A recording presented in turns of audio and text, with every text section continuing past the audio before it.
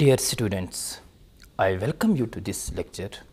It is all about operant conditioning learning theory given by the famous American psychologist B.F. Skinner, who is a well-known behaviorist, author, inventor and a high-order social philosopher. Calling his approach to the study of behavior as radical behaviorism, he asserted that human free will is an illusion and that any human action is the result of the consequences of the same action. If the consequences are bad, there is a high chance that the action will not be repeated. However, if the consequences are good, the actions that led to it become more probable. Unlike cognitive scientists and less rigid behaviorists, B.F. Skinner, as a radical behaviorist, does not accept private events such as thinking, perception, and unobservable emotions as causes of an organism's behavior. For Skinner, the terms referring to mental states, for example, drive, belief, intent, these are the vague terms, ambiguous and unnecessary to the understanding of behavior. For him, the inner workings of the mind and the body were a black box, inaccessible to direct observation.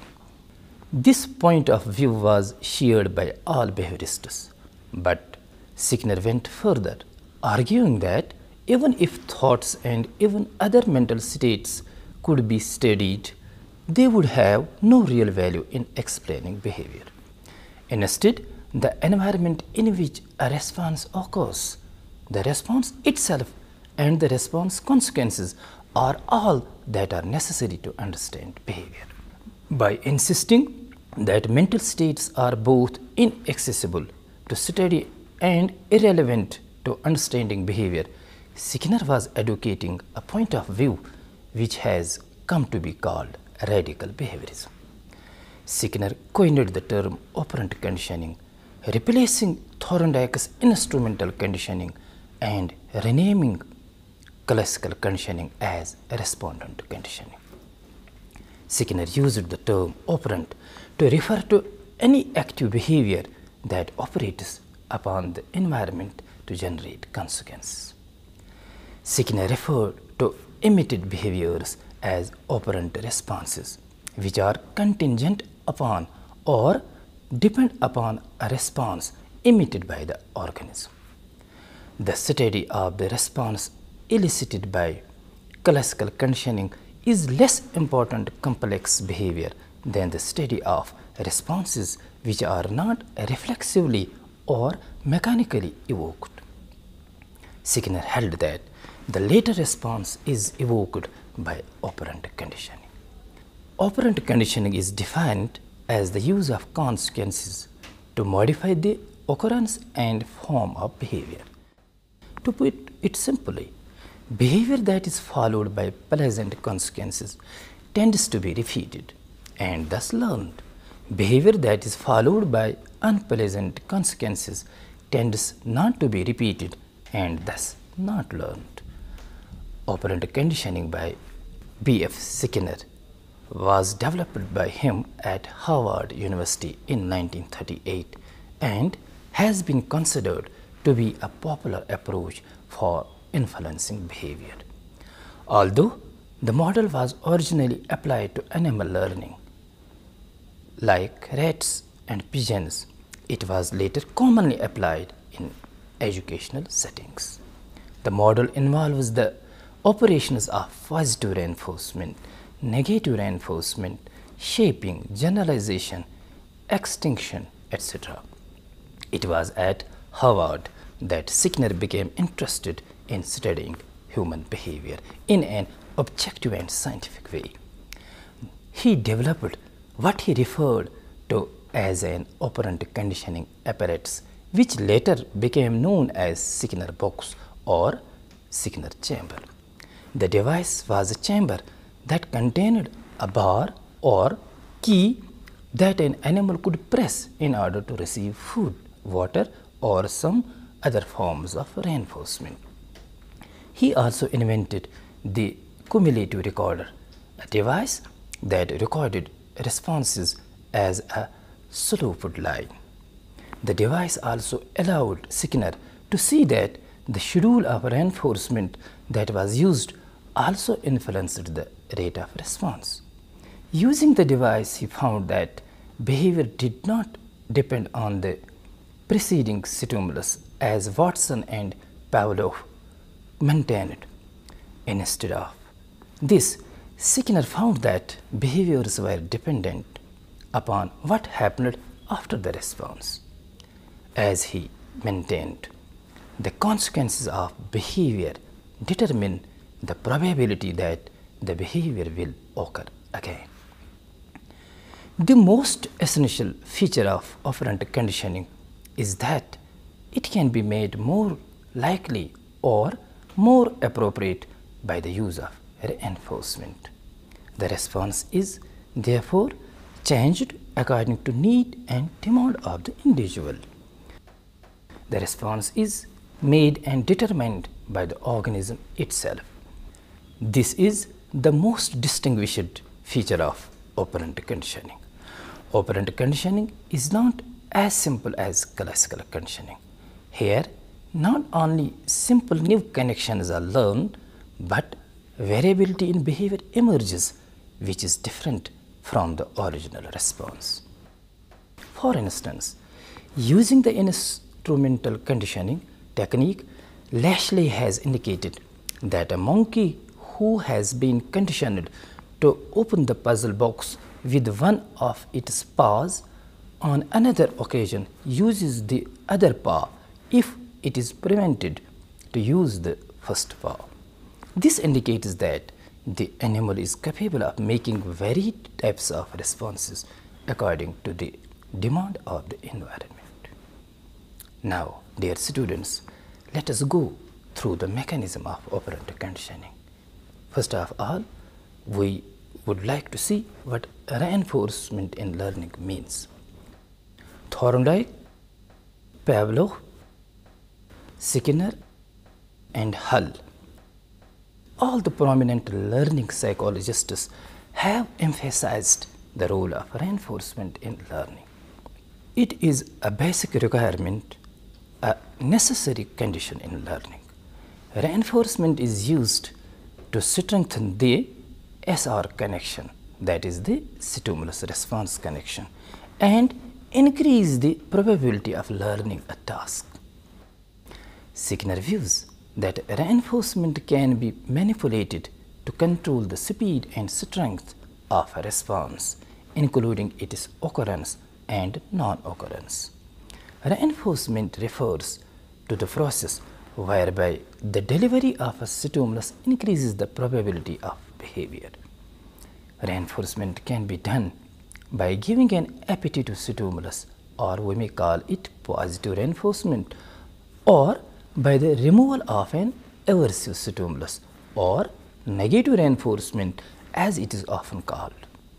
In other words, there may be either a positive or a negative contingency between the behavior and reinforcement. A positive contingency means that something is given. For example, bar pressing is followed by food. A negative contingency means that something is taken away. For example, bar pressing terminates or prevents shock. The presentation of a positive reinforcement increases the frequency of the behavioral response. For example, if studying is followed by a high grade on an exam, then the incidence of studying before exams will increase. On the other hand, negative reinforcement is the removal of an unpleasant or aversive stimulus following a behavioral response. Presentation of this negative reinforcement also increases the frequency of the behavioral response. For example, if leaving a study area removes you from a noisy classmate, then the time you spend away from the study area will automatically increase. Punishment is the converse of reinforcement. It decreases the probability of a behavior and consists of the delivery of an aversive stimulus, or you may call it positive punishment, or simply punishment, or in another case it is the removal of an appetitive stimulus, and you may call it negative punishment or omission training. There may be either a positive contingency between the behavior and punishment. For example, bar pressing is followed by shock, or negative contingency. For example, bar pressing terminates or prevents food delivery. Presentation of positive punishment decreases the frequency of the behavioral response. If your professor embraces you asking a question in class, then the likelihood you will ask questions in class will decrease. The presentation of the negative punishment too decreases the frequency of the behavioral response. For example, if your friend withholds affection whenever you watch TV, the time you spend in front of the TV will decrease. Now, schedules of reinforcement. In real life, not every instance of behavior is reinforced. In most of life's experiences, what we see, we are not reinforced every time we make the response. For example, a smile may not evoke a smile in the others always. A footballer does not win every tournament he enters into. A student is not patted at the back every time he receives grade A. In many real life instances, reinforcement comes on and goes off unpredictably. In many other instances, reinforcements are delivered according to rules. We receive salaries every month, and the new vehicles receive free services according to rules. How do these rules, known as schedules of reinforcing, affect behavior? The reinforcement may be continuous, in which every occurrence of behavior is reinforced. This simplest form of reinforcement delivery is termed as a continuous reinforcement schedule. If a rat receives a foot fillet every time it presses the lever, it is a continuous reinforcement schedule. Other type of reinforcement schedule is called partial reinforcement schedule.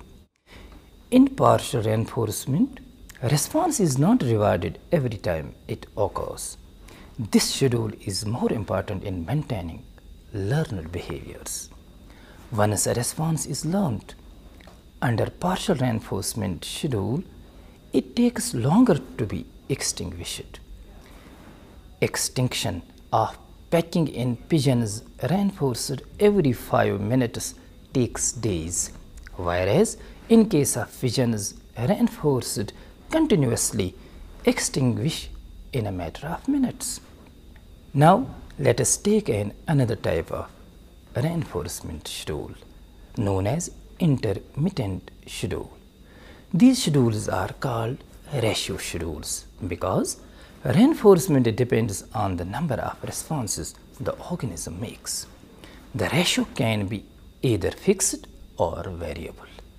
In fixed ratio reinforcement schedule, the reinforcement is given after a fixed number of responses.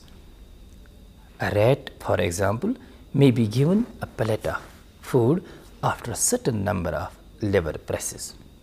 A student may be properly rewarded after he answers a fixed number of questions, for example, say 3 or 5.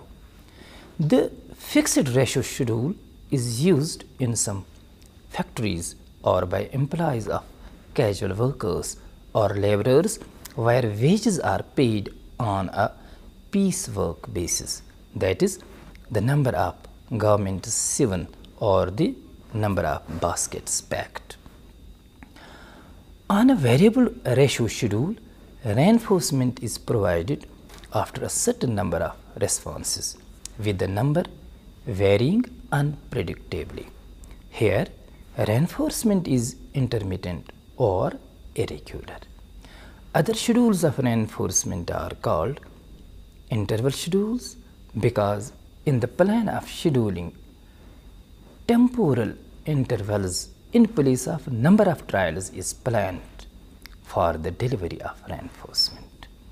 In a fixed interval reinforcement schedule, the organism is rewarded for a response is made only after a set interval of time, for example, every 3 or 5 minutes. How many times he has given correct responses during the fixed interval of time does not matter. On a variable interval schedule, reinforcement still depends on a certain interval having elapsed, but the interval's duration varies unpredictably. For an example of a variable interval schedule in everyday life, just consider redialing a phone number after hearing a busy signal. To receive reinforcement means getting your call through. You have to wait some time interval after your last response, that is dialing. But the length of that interval is unpredictable. Now take another process, shaping. Shaping is the most important mechanism used in operant conditioning. It refers to the judicious use of selective reinforcement to bring desirable changes in the behavior of the organism. It is a technique to shape the complex behavior by systematically reinforcing closer approximation to the desired behavior. Shaping is based on the principle that a little learning can lead to final mastery.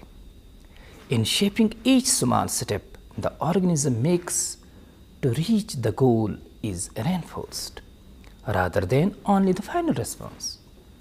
This is done by the method of successive approximations. At first, actions that are faintly similar to the target behavior are reinforced. The organism learns to show the responses that closely approximate the target behavior. In this way, shaping involves constructing a complex behavior by the method of successive approximation. Shaping is a classic concept in instrumental and operant conditioning. Reinforce the steps leading to the desired response, and that response will eventually occur. This is what Brown and Jenkins said. The principle of shaping is general one which applies to the instrumental learning of humans as well as lower animals. Our many attitudes, beliefs, customs, learned goals and certain aspects of language use, etc. are the results of shaping by means of reinforcement. Just take an example from the human behavior. Suppose we want to train a child for toilet training. Simply putting a child on the toilet is not successful because as soon as the child is placed on the stool, what happens? He begins to cry. It has been reported by psychologists that toilet training behavior may be shaped within a fortnight. What mothers do? Mothers use the shaping technique like entertaining the child and giving chocolates, which follows by successful elimination. To reach a complex sequence of behaviors, shaping is combined with chaining. Chaining refers to the process in the shaping of behavior and the learning of a task, where the required behavior or a task is broken down into small steps for its effective learning and subsequent reinforcement.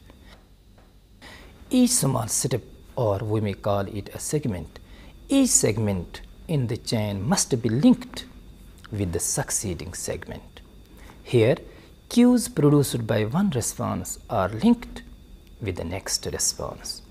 It is a sort of chain reaction where one object sparks the other object in its proximity, and that in turn causes sparking in the next object in the chain, and so on.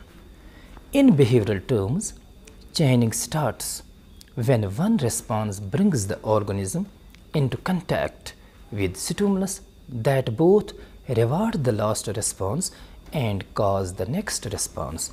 That response in turn causes the organism to experience stimulus that both reward the response and cause the next response. The starting of conversation between people is an example of chain behavior. When we meet someone we know, it is an effective stimulus for starting chain experiences. We greet him and he greets in response. For example, shaking hands or receiving with outstretched arms. And in the way, one generated response gives birth to another response, and so on. That is behavior which consists of chain response. Here, shaping and chaining have important implications for human behavior. Animal trainers use both shaping and chaining to teach complex chain of behavior to animals. Dear students, now let us go through other processes like extinction, generalization, and discrimination. As with classical conditioning, the operant response also undergoes extinction when reinforcement no longer follows the response. If reinforcement is no longer given after the rat has learned the lever pressing response, the tendency to press the lever gradually weakens. Over a period of time, the response extinguishes and is not shown. Following a rest period after extinction, spontaneous recovery takes place. Generalization. Generalization refers to the ability of an organism dealing with the perception of and response to similar stimulus. Once the response is acquired to a particular stimulus, the organism shows a similar response to a similar stimulus. Pigeons were reinforced for pecking at a disc of a particular color. These pigeons also pecked at the discs close in color to the original disc. This phenomena is known as generalization. A child demonstrates the ability when he successfully subtracts 4 apples from 9 apples after learning to subtract 4 oranges from 9 oranges.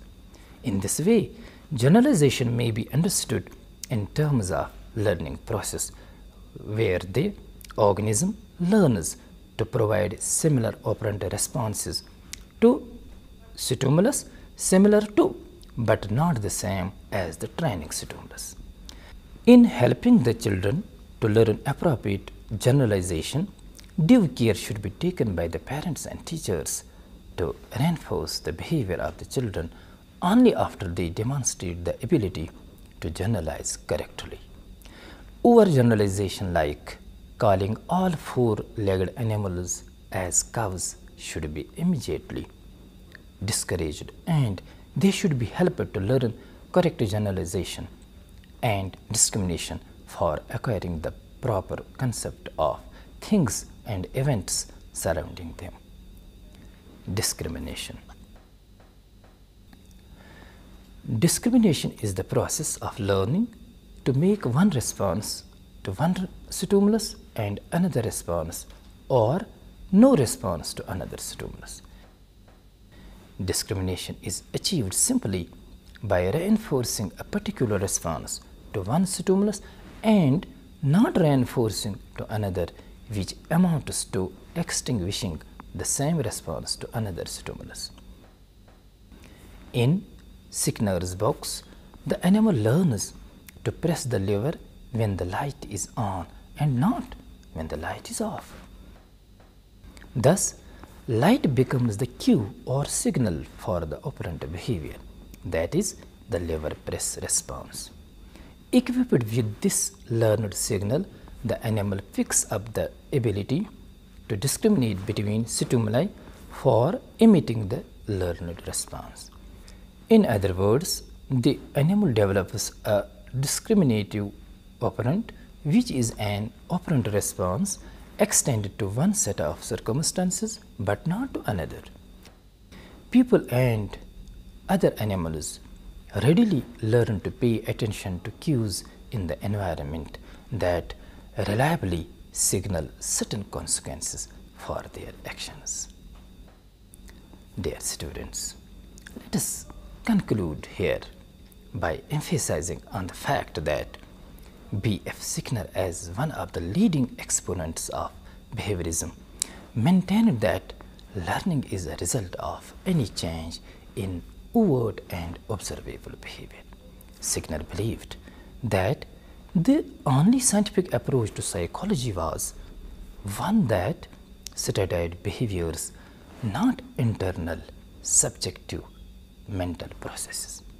When a desired stimulus response pattern is reinforced, the individual is conditioned to respond in a certain way and learning takes place. Reinforcement, as a vital element in Sickner's stimulus response theory, is anything that strengthens a desired response, such as verbal praise or a good grade. Schedules of reinforcement are used to establish and maintain behavior. Different types of reinforcement, like positive and negative, and schedules of reinforcement do have an effect on behavior regarding acquisition, rate of responding, and extinction rates. Thank you, my dear students.